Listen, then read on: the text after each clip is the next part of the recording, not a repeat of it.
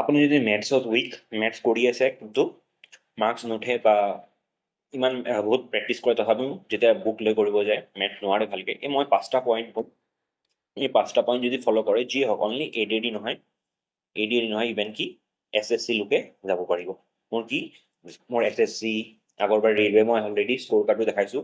Railway 30ৰ ভিতৰত মোৰ 25+ থাকে, 25, 27 এনেকুৱা মাৰ্কছ থাকে। SSC CGLতো ভাল মাৰ্কছ, মই মেথছত ভাল মাৰ্কছ আহে কেনেকৈ, এই 5টা পইণ্ট কভাৰ কৰিব লাগিব। এই 5টা পইণ্ট কি ভিডিঅ'টো ডিছকাছ কৰি ভিডিঅ'টো লাষ্টলৈকে চাব, বহুত ইম্পৰ্টেণ্ট পইণ্ট হ'ব। আৰু যদি ভিডিঅ'টোত আপুনি নতুন শ্বেয়াৰ, ছাবস্ক্ৰাইব আৰু লাইক কৰিব। আহক ষ্টাৰ্ট কৰোঁ। 5টা পইণ্ট কি হয়, কেনেকৈ কি ফ'ল' কৰিব। চব এক্সামতে মেথছ কি য'তে আহিব মেথছ, আজিকালি আৰু এটা কথা, আজিকালি মেথছৰ লেভেল কিন্তু বহুত আপ হৈ আছে আৰু আগত কম কুৱেশ্যন আহে, আজিকালি মেথছৰ কোৱান্টিটিও বাঢ়ি আছে, ঠিক আছে। স্পেচিয়েলি আগৰ চেণ্ট্ৰেল এক্সামতো অলৰেডি আহে, কিন্তু আছামৰ এক্সামৰ কথা কৈ আছোঁ। আছামত ইমান গুৰুত্ব দিয়া নাছিলে, আজিকালি এইটো ইম্পৰ্টেঞ্চ দিয়া হ'ল, ঠিক আছে।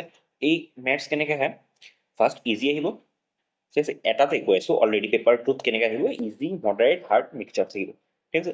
এই হাৰ্ডটো কম ফ'কাছ কৰিব, এইকেইটাত বেছি ফ'কাছ কৰিব।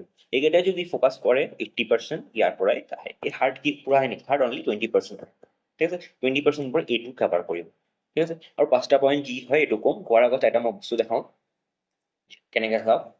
এইটো যেনেকৈ এইবাৰ ADADত কুৱেশ্যন আহিছিলে, মই কেনেকৈ ছল্ভ কৰিছিলোঁ, যেতিয়া মই ঘৰত আহি পেপাৰটো চাইছিলোঁ, বহুত টিচাৰে এই কুৱেশ্যনটো ভুলো কৰিছিলে, বহুত টিচাৰে।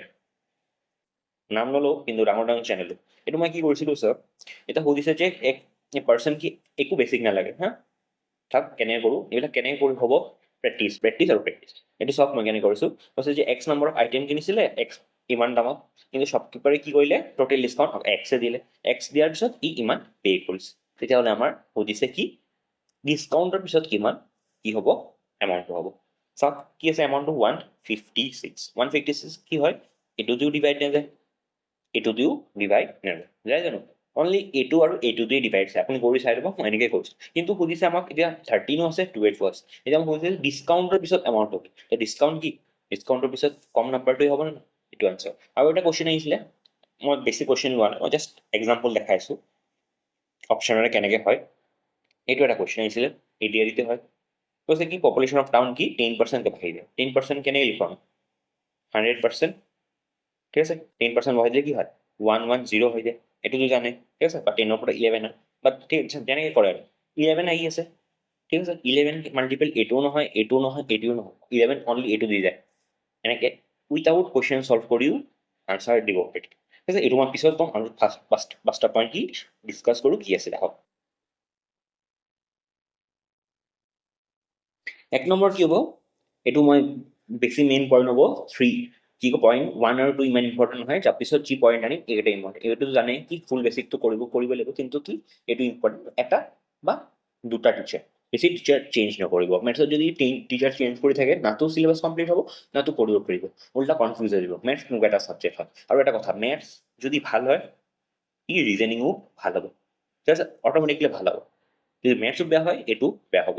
আৰু মেথছ আৰু ৰিজনিঙতো আপুনি জানে কিমান মাৰ্ক আহে আজিকালি, ঠিক আছে।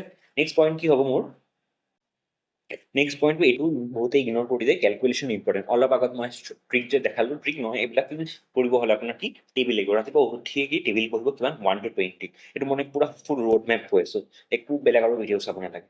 স্কুৱেৰ ৰুট কি লাগিব 1ৰ পৰা 40 লাৰ্ণ কৰিব লাগিব, এইটো আপুনি এতিয়াও গম নাপায়, যদি লাৰ্ণ কৰি থাকে এইটো বেছি নহয়, বেছি টাইম নালাগে, ঠিক আছে। টেবিল পাছ পঢ়িলে এদিন নেক্সট দিন এইটো পঢ়িলে, নেক্সট দিন কিউব ৰুট পঢ়িলে, তাৰপিছত কি মাল্টিপ্লিকেশ্যন, এডিশ্যন, ছাবষ্ট্ৰেকশ্যন আৰু ডিভিশ্যন, এইকেইটাও মাজে মাজে 5 মিনিট পঢ়ি থাকিব। এতিয়া যদি আপুনি এক্সামত তেনেকৈ 325 প্লাছ 248 এনেকৈ প্লাছ কৰি থাকিলে, আৰু আপোনাৰ বহাই যদি প্লাছ কৰি থাকে, এইটো দিন নাই, এইটো কম্পিটিটিভ এক্সাম, কম্পিটিটিভ নামেই কম্পিটিটিভ, বহুত কম্পিটিশ্যন আছে। এই কম্পিটিশ্যনৰ পৰা আপুনি ওলাব লাগিব, ওলাব হ'লে অলপ আপুনি ইমানখনটো কষ্ট কৰিবই লাগিব।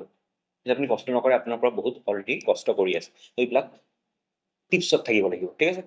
আৰু নেক্সট কি ক'ব লাগিব, নেক্সট পইণ্টটো হ'ব ইম্পৰ্টেণ্ট এটা পইণ্ট, কি নেক্সট পেটাৰ্ণটো ইয়াতে কৈছোঁ মই, নেক্সট পইণ্টটো ইয়াতে কৈছোঁ, এই তিনিটা একেলগে কৈছোঁ, পেটাৰ্ণ, PYQ আৰু বুক।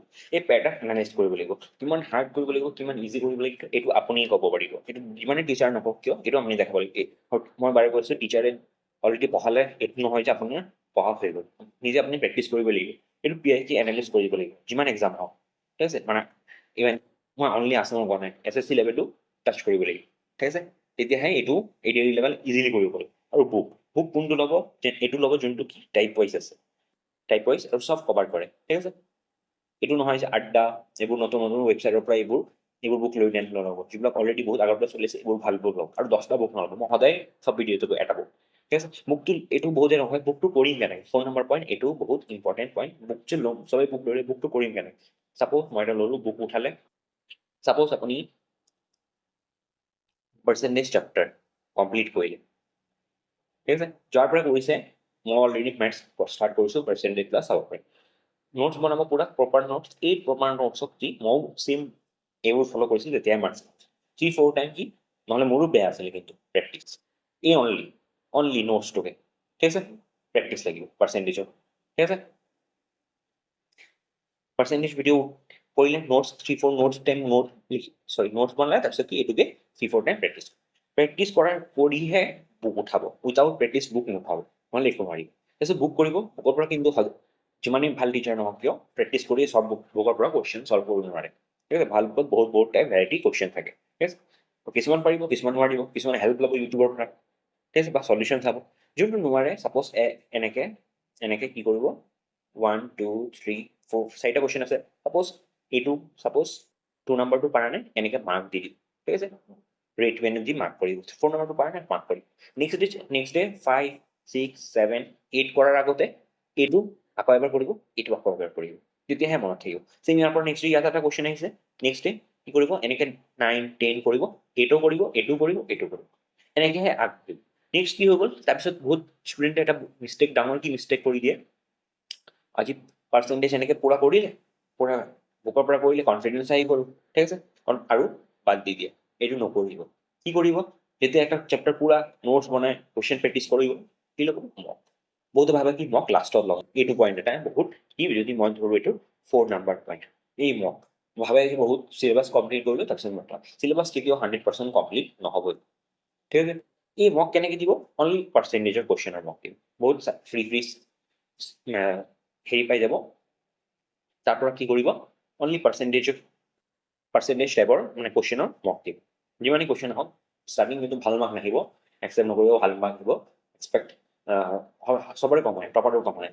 মোৰ ষ্টাৰ্টিং কুৱেশ্যন কৰিছিলোঁ, কম হয়। 10টা কুৱেশ্যন থাকিলে পাৰিব 2টা 3টা, টাইমাৰ চলি থাকিব, চবৰে হ'ব, কিন্তু স্কিল কৰিব নোৱাৰিলে কি, যেতিয়া এক্সাম চেঞ্জ হৈ যাব, তাৰপিছত টেষ্ট কৰিব। তাৰপিছত কি কৰিব, ছাপ'জ মই এইটো কথা ক'ব লৈছিলোঁ, এইটো এটা পইণ্ট। নেক্সট কি, ছাপ'জ আপুনি পাৰ্চেণ্টেজৰ ৰেচিঅ' ষ্টাৰ্ট কৰিলে, ঠিক আছে। এতিয়া ৰেচিঅ' চেম এনেকৈ 3-4 টাইমছ নোট বনাব, ঠিক আছে। 3-4 টাইম নোট নবনাব, ঠিক আছে। নোটছটোকে 3-4 টাইম কি কৰিব, প্ৰেক্টিছ কৰিব, কৰিলে। এতিয়া কি চেম আগৰ নিচিনা কি কৰিব, কুৱেশ্যন 1 2 3 4 যিমান কৰে আৰু 10টালৈকে কৰি, এইটোত প্ৰব্লেম নহয়, এইটো প্ৰব্লেম আহিল, নেক্সট এইটো কৰিব, বেলেগ কুৱেশ্যন ল'ব। কিন্তু অলপ আগত যে পাৰ্চেণ্টেজ যে চেপ্টাৰটো চেছ কৰি আহিল, এইটো কুৱেশ্যন এৰি দিব নেকি, এৰি দিলে কিন্তু পাহৰি যাব, আচলতে মেমৰি ইমান জলদি ডেভেলপ নহয়। তো কি কৰিব, পাৰ্চেণ্টেজৰ পৰা 2টা-3টা কুৱেশ্যন কৰি থাকিব। নেক্সট ডে তেনেকৈ ৰেচিঅ' হৈ গ'ল, পাৰ্চেণ্টেজো হৈ গ'ল, তাৰপিছত আহিলে কি, প্ৰফিট লছো চেম এনেকৈ কৰি কুৱেশ্যন যেতিয়া কৰিব, নেক্সট কি কৰিব, ৰেচিঅ'ৰ 2টা কুৱেশ্যন, পাৰ্চেণ্টেজৰ 2টা কুৱেশ্যন, বা 3টা কৰিব, বেছি ভাল হ'ব। তাৰপিছত প্ৰফিট এণ্ড লছ কৰিব। আগৰ মই কি ক'ব লৈছিলোঁ, যদি এটা লাইনৰ কথা কওঁ, এক লাইনৰ কথা ক'ব হ'লে 1 লাইনত কি, পুৰণা চেপ্টাৰটো এৰি নিদিব, তাৰ পৰা 2টা-3টা কুৱেশ্যন যিমান পাৰে কৰি থাকিব, তেতিয়াহে মেথছ কি কৰিব পাৰিব, আৰু মেথছ মনত থাকিব, নহ'লে পাহৰি যাব। আৰু এটা ইম্পৰ্টেণ্ট পইণ্ট, বুক কি ল'ম, বহুতে বুক কমেণ্ট কৰি সোধে, পিনাকেল ল'ব পাৰি নে, কিডেন ল'ব পাৰি নে, চব বহুত ভাল হয়, এইবোৰ বুক বেয়া নহয়। মই পিনাকেল ইউজ কৰিছোঁ, মই কোৱা নাই যে আপুনি লওক পিনাকেল, কিডেনো ভাল হয়, বহুতে সোধে, ঠিক আছে, এইটোও ভাল হয়। তাৰপিছত কি, এটা আদিত্য ৰঞ্জনৰ কি টাইপ ৱাইজ আছে, আদিত্য ৰঞ্জনে এইটোও ল'ব পাৰে, ঠিক আছে। মিলে কি বুক বেয়া নহয়, কিন্তু মই এই আড্ডা এইবোৰৰ বুক নল'ব, এইবোৰ একদম নতুন আহিছে, টিচাৰ কি বনাইছে একো ক'ব নোৱাৰি, পিছত কিন্তু ৰিগ্ৰেট কৰি লাভ হয়। ভাল বুক ল'ব, কিন্তু এই বুককে 2-3 টাইম, এটা চেপ্টাৰকে 2-3 বাৰ প্ৰেক্টিছ কৰিব, যি প্ৰব্লেম থাকে তাকে মাৰ্ক কৰি যাব, নেক্সট কৰিব, ঠিক আছে।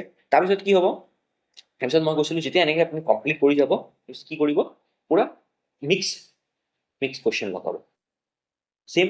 এতিয়াও কি হ'ব আপোনাৰ, আপুনি ভাবিব এতিয়াতো পাৰি যাম, নোৱাৰিব, কিয়, চেপ্টাৰ ৱাইজ প্ৰেক্টিছ কৰি আছিলে, এতিয়া পাৰ্চেণ্টেজ কৰি ল'লে, প্ৰেক্টিছ কৰিলে, তেনেকৈ যি প্ৰব্লেম হয় তাক টিক কৰিলে, এটা মক লগালে, আস্তে আস্তে এইটোতো মকত কৈছিলোঁ কি মাৰ্কছ নাহিব, কনফিডেন্স নাহিব, কিন্তু কৰি কৰি কৰি কি এটা টাইম আহি যাব।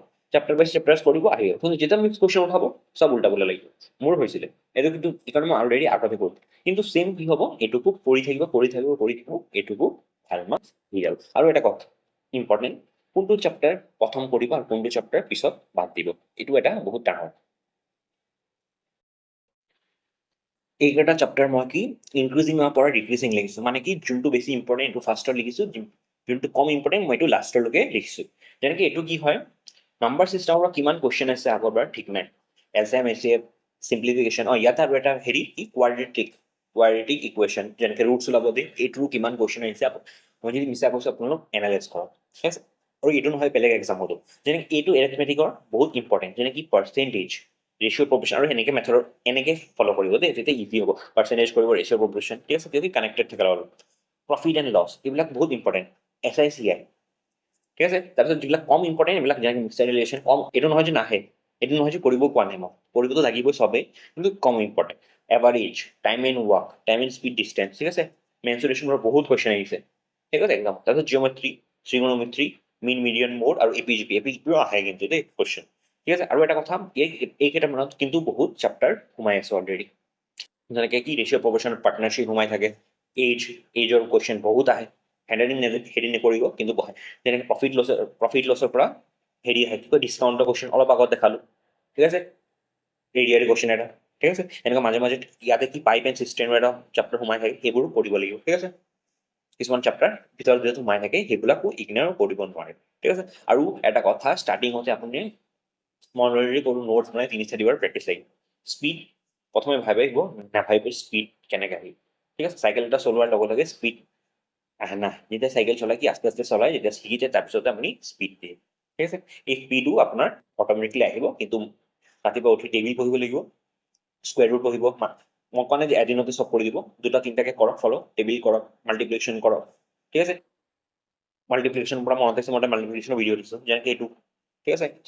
যেনেকৈ এইটো 24 × 5, এইটো 1 ছেকেণ্ডত কেনেকৈ কৰিব, 124 কেনেকৈ কৰিব, 24 হাফ কি হয় 12, এইবিলাক জানিব লাগিব, ঠিক আছে। কিছুমান বস্তু জানিব লাগিব, যেনেকৈ কেনেকৈ কিয় হয় 5 6 কি হয় 35, কেনেকৈ হয় 6ৰ হাফ হৈ আছে, চেম এইটোৰ হাফ হৈ থাকিব, ঠিক আছে। যেনেকৈ 36 × 5 কি হয় 180 হ'ব, এইবিলাক কেলকুলেশ্যন ট্ৰিক জানিব লাগিব, ঠিক আছে। এইবিলাকতো ডিভাইড কৰিছে মানে কি হাফ কৰিব তাৰ আৰু এটা 0 লগাই দিব, যেনেকৈ 42 × 5, 42ৰ হাফ কি হয় 21, এটা 0 লগাই দিব, ঠিক আছে। কিন্তু কিছুমান নাম্বাৰ মনত আহিব পাৰে ডাউট আপোনাৰ, কিছুমান নাম্বাৰটো কি হয় হেৰি ডিভাইড নাযায়, সেইবিলাক কেনেকৈ কৰিম, চেম ইজি, যেনেকৈ চাওক, যেনেকৈ কি এইটো চবে জানে 15 5 কি হয় 75, যিবিলাক ডিভাইড নাযায়, 2 দি ডিভাইড নাযায়, ঠিক আছে, হাফ কৰিব নোৱাৰি, কেনেকৈ কৰিব, এইটোৰ আগৰ নাম্বাৰ কি 14ৰ হাফ কি 7 আৰু এটা 5 লগাব, যদি বুজি পোৱা নাই যেনেকৈ 31 × 5, ঠিক আছে, কি ল'ব 30ৰ হাফ কি হয় 50 আৰু এটা 5 লগাই দিব, ঠিক আছে।